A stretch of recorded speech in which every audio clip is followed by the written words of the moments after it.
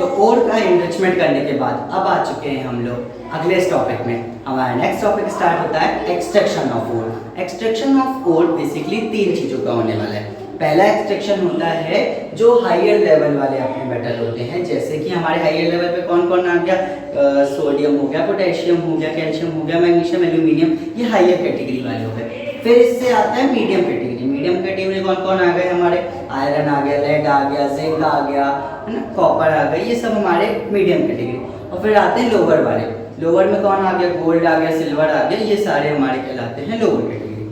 तो आज हम स्टार्ट करने जा रहे हैं extraction of metal present in middle of the activity series. तो middle of the activity series में प्रेजेंट होना मतलब मिडल ऑर्डर वाले सारे के सारे कौन कौन से होने वाले, जिंक हो गया, आयरन हो गया, लेड हो गया, कॉपर हो गया। आइए देखते हैं इनको। देखो पहली चीज तो ये किसके लिए, देखो आयरन, जिंक, लेड हो गया, ये अपन डिस्कस किया। अब ये कैसे होता है एक्सट्रैक्शन।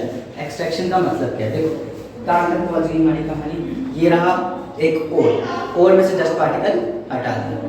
अब ओर में से डस्ट पार्टिकल हट गए, अब क्या करना है, इसको तोड़ना है और तोड़ के इसमें से मेटल बाहर निकाल के लाना है। इसको तोड़ना है और मेटल बाहर लाना है। तो अब इसको तोड़ना है। अब तोड़ने के तरीके बहुत सारे होते हैं। अब देखो इसमें ना रिएक्शंस कराते हैं अपन ऐसे नहीं करते कि इसको एक बड़ी सी मशीन में डाल के भम भम, ऐसा कुछ नहीं होने वाला है यहाँ। क्योंकि बड़ी सी मशीन में डाल के ये टूटेंगे तो अंदर का मेटल भी टूट जाएगा।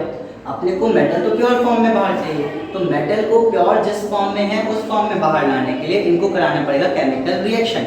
अब केमिकल रिएक्शन कैसे होंगे वो देखते हैं। तो पहले समझना पड़ेगा कि जो मिडिल ऑर्डर वाले होते हैं वो जनरली नेचर में पाए कैसे जाते हैं। वो जनरली 2 तरह में पाए जाते हैं, या तो कार्बोनेट की ओर में या फिर वो सल्फाइड की ओर में पाए जाते हैं। किस किस में, कार्बोनेट और सल्फाइड। अगर वो कार्बोनेट ओर में है तो उनके लिए हम करते हैं प्रोसेस कैल्सिनेशन नाम की, और अगर वो सल्फाइड ओर में है तो उनके लिए किया जाता है रोस्टिंग। सल्फाइड ओर में कैसे होते हैं, ZnS, PbS, नाम क्या है, जिंक ब्लेंड, लेड ब्लेंड। अच्छा इधर में देखो zinc carbonate, Pb carbonate, lead carbonate हो गया, कैल्शियम कार्बोनेट हो गया, मैग्नीशियम कार्बोनेट हो गया। ये सब जो है ये कैल्सिनेशन की प्रोसेस से होंगे। मतलब ये कार्बोनेट है तो इनको कैल्सिनेशन से करेंगे, कार्बोनेट को कैल्सिनेशन से, कार्बोनेट को कैल्सिनेशन। रीजन क्या होता है कि देखो जिसके पास कार्बोनेट ओर होते हैं, तो जो कार्बोनेट ओर है उनके पास ऑक्सीजन की पर्याप्त मात्रा ऑलरेडी है। कार्बोनेट का मतलब होता है CO3, तो उसके पास, तो कार्बोनेट के पास ऑलरेडी ऑक्सीजन है। लेकिन जो सल्फाइड ओर होते हैं उनके पास ऑक्सीजन की कमी होती है ऑलरेडी। ZnS हो गया, PbS हो गया, इनके पास तो ऐसे ही कमी है। देखो S के बाद ZnS, क्या कहीं पे O दिख रहा है, ZnS, PbS कहीं पे O दिख रहा है, नहीं दिख रहा है ना, तो इनको हम ऑक्सीजन देके रिएक्शन करवाएंगे। और कार्बोनेट हो गया, ये वाले और जो कार्बोनेट वाले उनके पास ऑक्सीजन है तो उनको डायरेक्ट हीट अप कर देंगे तो हमारे पास वो अलग हो जाएंगे। तो इसीलिए इसमें कैल्सिनेशन, इसमें रोस्टिंग लगता है। 2 मेथड का यूज होता है। अब आइए कैल्सिनेशन को देखते हैं। The process of heating the ore below its melting point in the absence of air. The process of heating the ore below its melting point से कम क्यों बोला, क्योंकि देखो भाई मेल्टिंग पॉइंट तक पहुंच गया तो वो पूरा मेल्ट हो जाएगा। मानो अगर मेरा मेल्टिंग पॉइंट 100 डिग्री सेल्सियस है, मैं 100 डिग्री सेल्सियस में मेरे को अगर कोई हीट करेगा तो मैं तो पिघल जाऊंगा, बचूंगा ही नहीं। अब मेटल की बात करो भाई, मेटल अगर उसका जो भी मेल्टिंग पॉइंट है मान लो 1400 डिग्री सेल्सियस है, अब 1400 डिग्री सेल्सियस पे अगर तुमने टेम्परेचर रख दिया वो तो मेल्ट हो जाएगा। तुम्हें मेटल मिलेगा कैसे, तुम्हें तो मेटल चाहिए। मेटल चाहिए तो तुम्हें उसको कम से थोड़ा 50-100 डिग्री सेल्सियस नीचे तक बात करनी पड़ेगी। 1300 में जलाओ या फिर 1250 में जला दिया तो अपना काम हो जाएगा। तो यहाँ पर कैल्सिनेशन में क्या बोलता है, the process of heating, heat करने की प्रोसेस को, किसको, ओर को हीट करने की प्रोसेस उनके गिवन मेल्टिंग पॉइंट के नीचे, मतलब जितने में वो पिघल जाए उससे जस्ट नीचे वाले टेम्परेचर में, जस्ट नहीं थोड़ा नीचे वाले टेम्परेचर में उनको हम लोग बिना एयर के बर्न करें, बिना एयर के हीट करें। मतलब हम अपनी तरफ से एक्स्ट्रा कोई एयर नहीं दे रहे हैं। जो एटमॉस्फेयर से वो पावर कैच करके पैक हो गए हैं, वो पैक होने के बाद उसी कंटेनर के अंदर जो भी है उसी में काम चलाएं। हम अपनी तरफ से एक्स्ट्रा नहीं देंगे यार, ठीक है।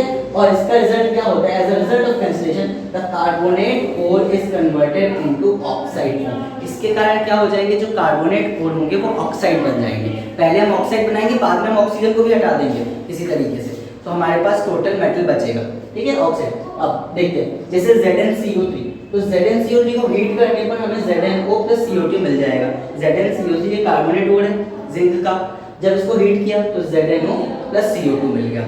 अब अगला देखते हैं PbCO3। PbCO3 लेड कार्बोनेट, ये लेड का एक कोड होता है। अब इसको जब हीट करेंगे तो PbO मिल जाएगा प्लस CO2 गैस बाहर निकल जाएगी। सिमिलरली CaCO3 और MgCO3, इसी तरीके से CaCO3 और MgCO3 ये डॉट में बना हुआ है, ये एक अलग कोड होता है, इसका नाम होता है डोलामाइट। डोलामाइट जो होता है, डोलामाइट किस किस का कॉम्बिनेशन होता है, कैल्शियम कार्बोनेट और मैग्नीशियम कार्बोनेट का कॉम्बिनेशन होता है। तो कैल्शियम कार्बोनेट और मैग्नीशियम कार्बोनेट के इस कॉम्बिनेशन को जब हीट करेंगे तब हमारे पास कैल्शियम ऑक्साइड, मैग्नीशियम ऑक्साइड और CO2 बहुत सारा निकल जाएगा, मतलब जितना CO2 इन दोनों में था वो भी तो निकलेगा।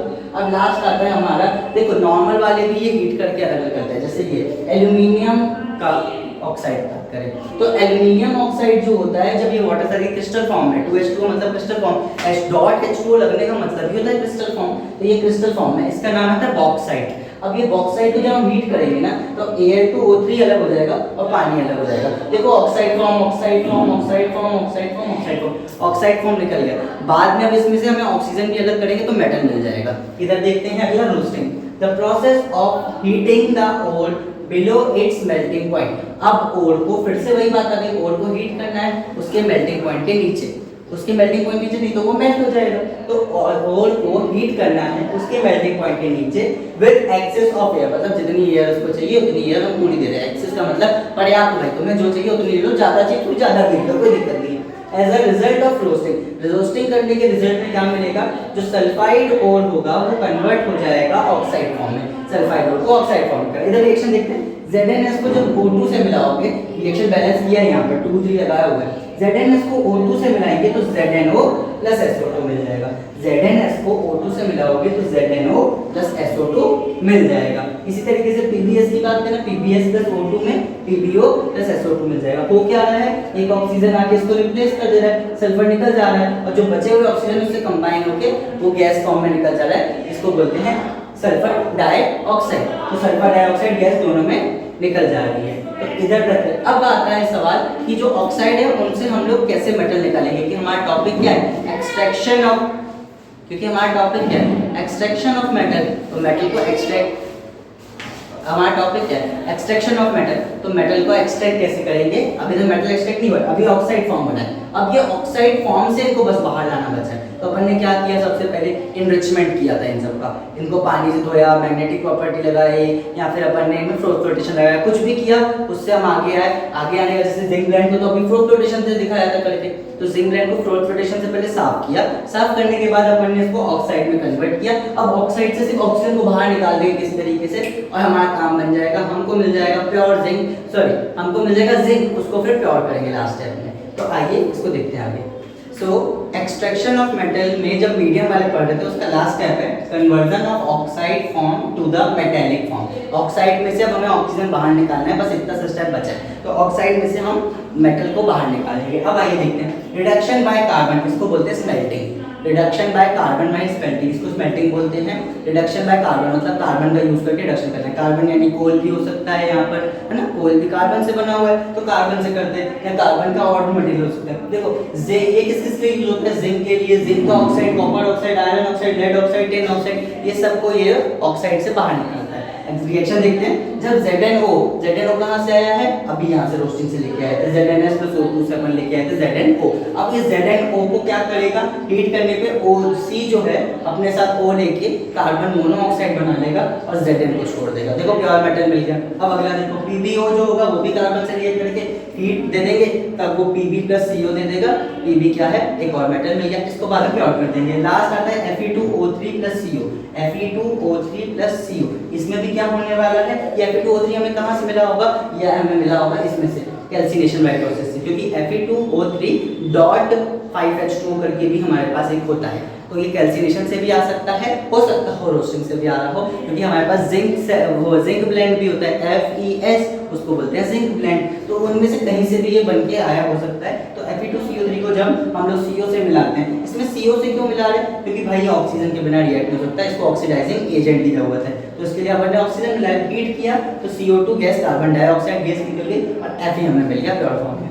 अब आता है हमारा दूसरा topic last, reduction by highly electropositive metal. Reduction by यानी डिस्प्लेसमेंट रिएक्शन। अब हम डिस्प्लेसमेंट रिएक्शन से इसको निकालने वाले हैं, जैसे MnO2 प्लस एल्यूमिनियम है, MnO2 को जब हम एल्यूमिनियम में से, अच्छा ध्यान देना जितने भी करेंगे ना वो ये क्रोमियम मैग्नीज इन सब के लिए करेंगे, और अपन यूज जनरली यहाँ पे क्या करते हैं, जनरली अपन एल्यूमिनियम यूज करते हैं या मैग्नीशियम यूज करते हैं, ठीक है। और किसके लिए यूज करते हैं, MnO2 के लिए कर लिया, Cr के लिए करते हैं, क्रोमियम के लिए, मैग्नीज के लिए, इनके लिए करते हैं। और मैग्नीज ऑक्साइड को जब एल्यूमिनियम से मिलाया तो मैग्नीज प्लस क्या बोलते हैं एल्यूमिनियम ऑक्साइड निकल गया। इसी तरीके से क्रोमियम की बात करें, क्रोमियम में जब एल्यूमिनियम को मिलाया तो क्रोमियम प्लस एल्यूमिनियम ऑक्साइड निकल गया। लास्ट बात करते हैं Fe2O3। देखो Fe2O3 यहाँ से भी किया, यहाँ से भी आ सकता है। दूसरा तरीका होता है Fe2O3 को एल्यूमिनियम से यूज करना, तो ये Fe प्लस Al2O3 बन गया। अब जो ये रिएक्शन है, इस रिएक्शन को बोलते हैं थर्मिक रिएक्शन। थर्मिक रिएक्शन क्या होती है, ये हमारे जो ट्रेन के ट्रैक होते हैं उनको चिपकाने के भी काम आती है। अगर ट्रैक बीच में क्रैक हो गया है तो वहां पर जो डलेगा वो यही Fe डलने वाला है पिघल के, और ये अब हम नेक्स्ट लेक्चर में देखेंगे। तो हमारा नेक्स्ट लेक्चर पूरा थर्मिक रिएक्शन के ऊपर होगा, यानी ये वाले रिएक्शन के बारे में डिस्कशन होगा। तो अभी के लिए इतना ही, अब हम मिलते हैं नेक्स्ट लेक्चर में।